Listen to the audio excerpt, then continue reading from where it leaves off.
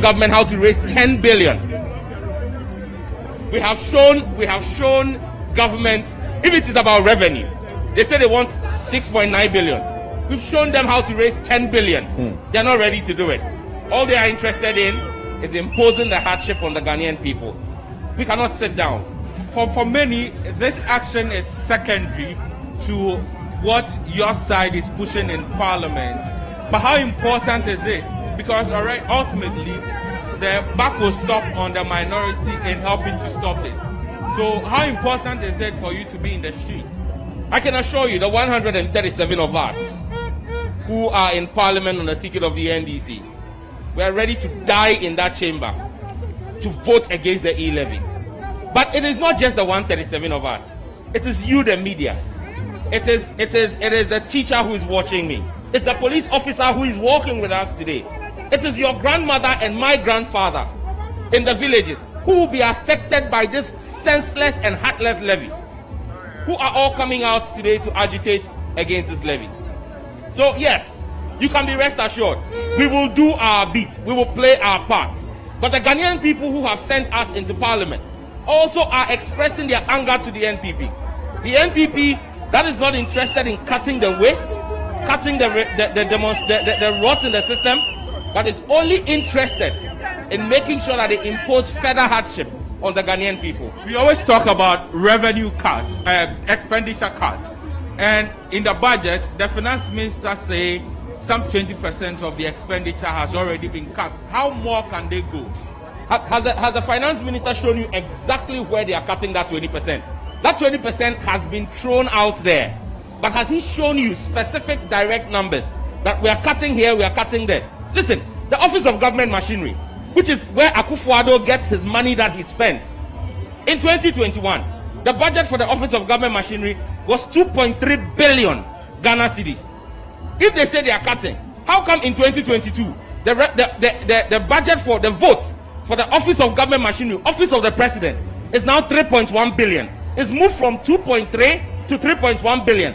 That Office of Government Machinery alone is taking 55% of expected revenue of the E-Levy.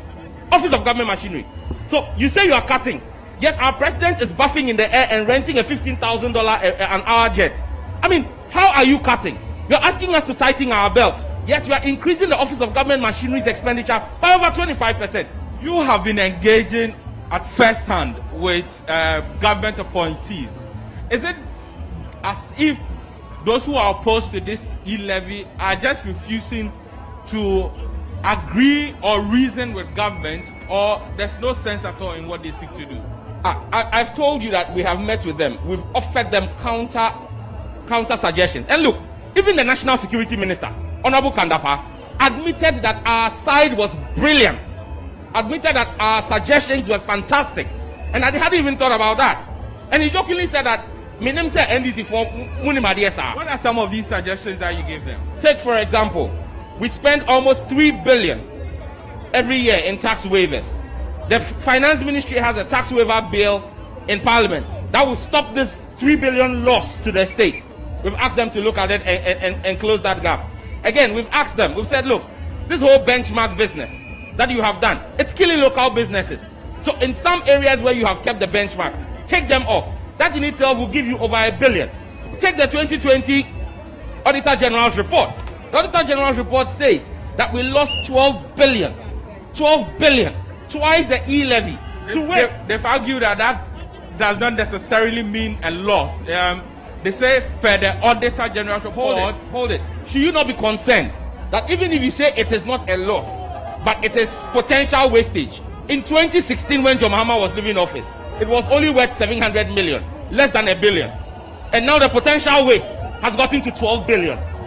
Even if the waste element in that is even 25% of 700 million and 25% of 12 billion, does that not tell you that there is something wrong somewhere? What does this say of a government that promised in 2016 that if you're able to seal all the loopholes, then there's more that we can do? Well, the point is simple. Nanado is an audio president. He's a soundbite president. He speaks, but he doesn't believe what he says. If Nanado tells you good morning, look up, you will see the moon. It's a government of liars. It's a government of dishonest and insensitive people It's a government that has lost touch with the people of this country. It's a government that lies to its own people. It's a government that is insensitive, that is callous. This is an incompetent, clueless, arrogant bunch of people running this country into a ditch. The people of Ghana are going to show them the exit sooner than later. The E-Levy cake seems to have angered a number of Ghanaians. Is that the same sentiment among the minority? Look, and how silly could they be to try and turn it around and say it was an NDC MP? I have dared the NPP last night, and I'm daring them again today. They should name the NDC MP who sent the cake. That is the bloody lie from the pit of hell. If they are men of integrity, they owe this country an apology. When the Ghanaian people say we are tired of their taxation, you promised to move us from taxation to production. You have killed Ghanaian businesses that were already in production. You have imposed taxes on us than any other government. And when we are talking, you go and hold an ostentatious, lavish party and mock us with an E-Levy cake. Thank you very much. As they say in G, thank you very much. That's Honorable Nate George, Member of Parliament for Ningo Pram Pram. So the demonstrators are still